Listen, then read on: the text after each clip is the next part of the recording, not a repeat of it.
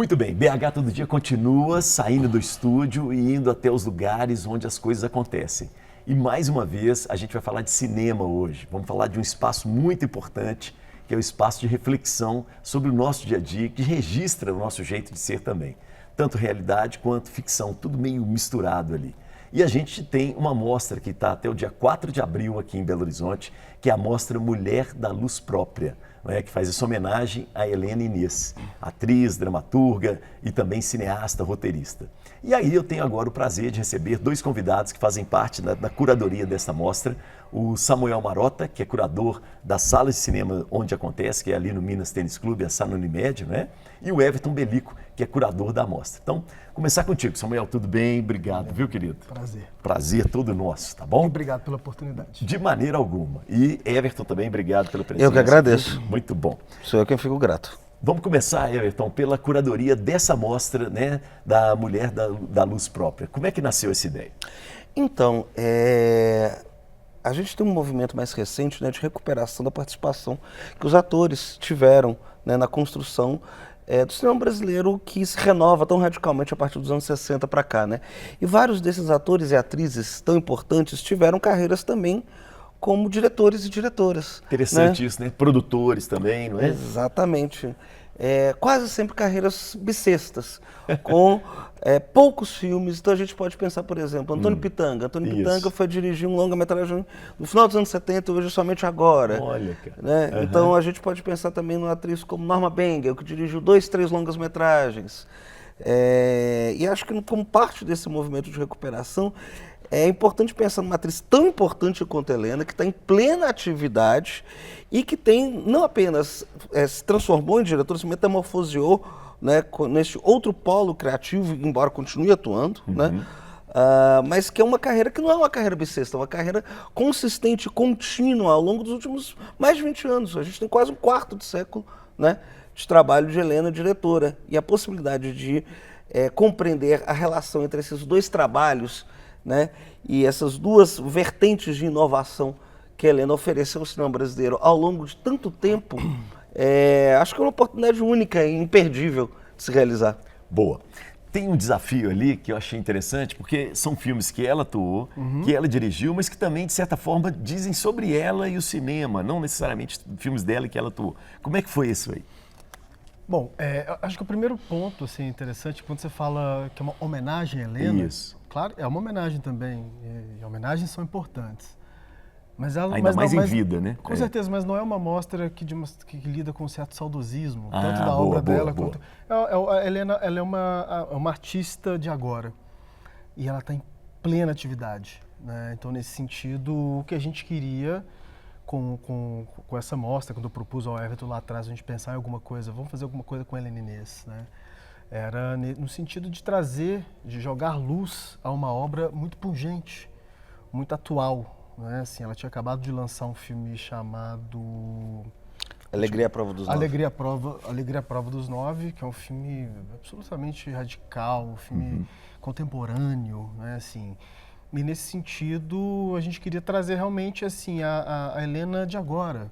É óbvio que é inevitável ao falar de Helena Inês, que é uma das maiores atrizes da história do cinema moderno, não só no Brasil, mas do mundo, né? Ela traz consigo, obviamente, uma trajetória muito, muito importante como atriz. Mas vem também uma trajetória muito interessante como diretora e, na primeira reunião que nós fizemos com ela, ao propor a mostra, ela falou, Helena, a gente quer dar luz aos filmes que você dirigiu. Ela falou, poxa, mas é a primeira vez que todos esses filmes são reunidos numa mostra. Olha só. Então, isso a gente não...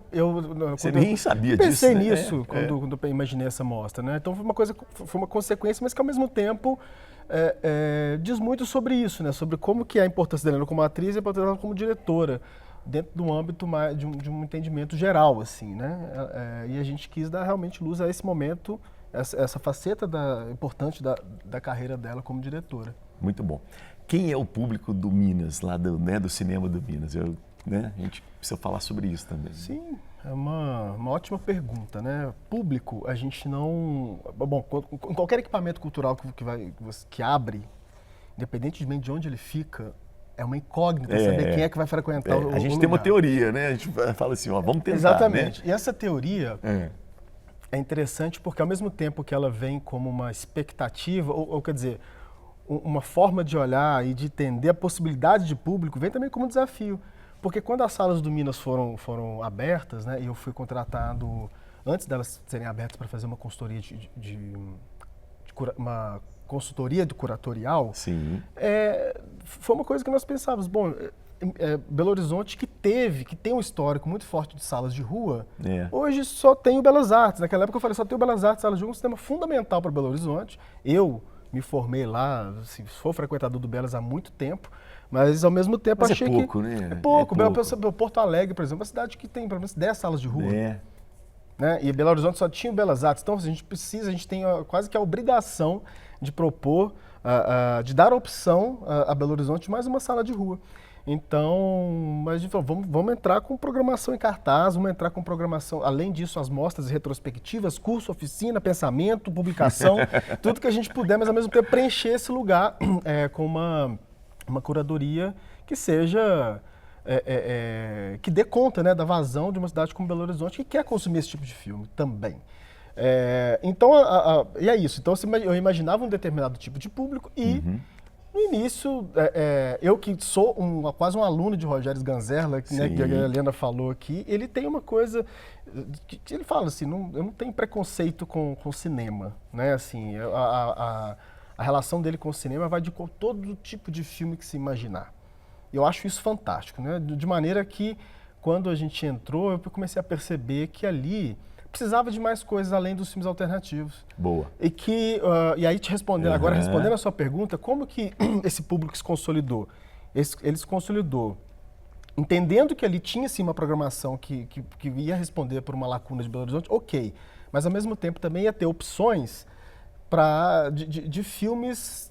blockbusters. Isso, só que esses eu acho isso muito legal. Só que blockbusters que são ali escolhidos a dedo, isso, que tem uma um qualidade ali, uma curadoria, né? Me lembro muito do Top Gun, acho que são dois exemplos que eu vou dar. O Top Gun, que quando a gente entrou foi uma comoção, a gente colocou ali na Fora do Minas o cartaz do Top Gun, e aquilo e o Top Gun fez com que outros filmes mais alternativos passassem a ser... visibilidade também, boa. E o outro, uma ruptura fundamental, assim, aí eu te respondendo assim, definitivamente qual que é o público do Minas, foi a Barbie. Porque Barbie, como todo mundo se lembra, foi um filme que, bom, você ia no dentista, a broca era rosa. Então, todo mundo queria participar do momento Barbie. E quando as pessoas descobriram que lá no Minas Tênis Clube, nas salas do Centro Cultural Unimed BH, eles poderiam ver Barbie a R$6, porque a de segunda a quarta era 12, a R$6, o perfil naquele momento do público mudou. Então hoje você vai no Minas, de qualquer horário, você vê uma mistura muito grande, inclusive de classes sociais ali dentro. Legal, porque isso dá sustentabilidade, né, para vocês também. Isso é muito interessante. Então, assim, eu acho que hoje, e aí só o último dado, que eu acho que esse dado é importante, em 2023, as salas tiveram, durante um ano inteiro, 30 mil espectadores. Sensacional. Mas em 2024 teve 71 mil espectadores. Nossa! Então a gente dobrou o número. Então, assim, se a gente dobrou, significa que realmente o público se diversificou, o que é muito bom e espero que isso aconteça cada vez mais. Tá bom, legal demais. Everton, por que o cinema é importante para uma sociedade democrática? Tá aí uma excelente pergunta. Eu acho que, o cinema é talvez um grande sintoma possível de que uma sociedade é de fato democrática. Não existe cinematografia nacional possível em um contexto autoritário, né?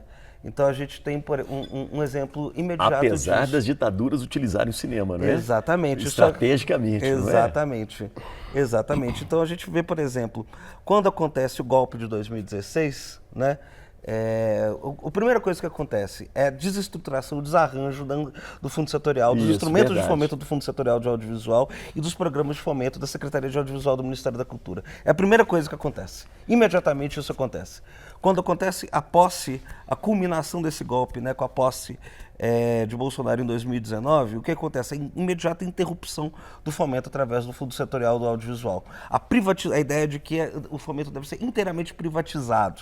Né? A ideia de que você não é necessário mais criar instrumentos que facultem que haja diversidade regional, diversidade de pensamento, diversidade étnica, diversidade de gênero, diversidade de classes sociais participando, né, dessa grande construção coletiva que é o cinema brasileiro. A ideia de que os realizadores, roteiristas, técnicos formados, eles devem simplesmente serem prestadores de serviço de grandes conglomerados internacionais em atuação no Brasil. Né? Então, eu diria que o cinema é um sintoma de uma sociedade democrática. Só há cinema possível quando há cinema, uma sociedade democrática. E como é que o cinema sobreviveu a esse golpe recente? Ou está sobrevivendo ainda, né? Está sobrevivendo na medida em que a gente tem situações que ainda não foram inteiramente revertidas. Tá. Né? Então, Por exemplo, onde é que está pegando? Então, vou dar um exemplo muito concreto. Eu acho que a grande legado, né, da política cultural, inicialmente de Gilberto Gil, de Juca Ferreira, e mais tarde também, sobretudo do governo Dilma Rousseff, com a política de arranjos regionais, foi a possibilidade de você democratizar o acesso ao fomento. Né? Então, isso é uma discussão que acontecia há décadas dentro do cinema brasileiro e que ela se transforma, na verdade, em uma discussão prática. É preciso que pessoas pobres tenham acesso ao fomento, é preciso que pessoas negras tenham acesso ao fomento, é preciso que pessoas LGBTQIAPN+ tenham acesso ao fomento.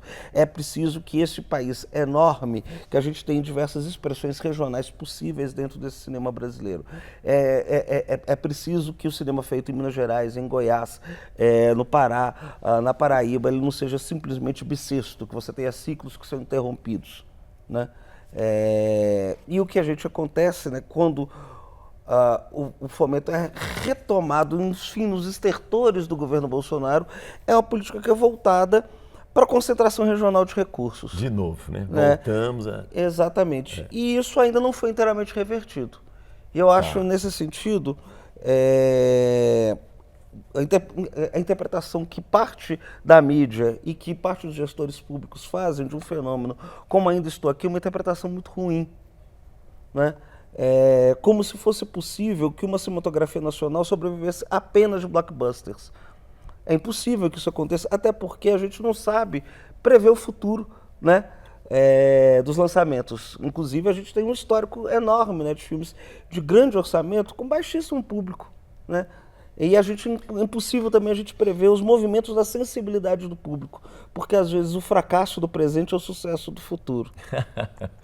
Sensacional, né? Isso, hein? Então isso é uma interpretação ruim desse fenômeno. Existem filmes de baixíssimo orçamento que estão ali mais no campo experimental, que tem um alcance de público muito interessante. Exatamente. E não estou falando nem em relação ao orçamento do filme, não. Estou falando até assim, de filmes de bons públicos, né? Assim, então acho que são realmente, concordo. Acho que tá muito nessa linha, assim. Deixa eu aproveitar agora, porque, né, a gente precisa, né, fechar aqui. E eu queria que vocês falassem assim, o futuro do cinema. Né? Qual que é o futuro do cinema nacional, na sua opinião?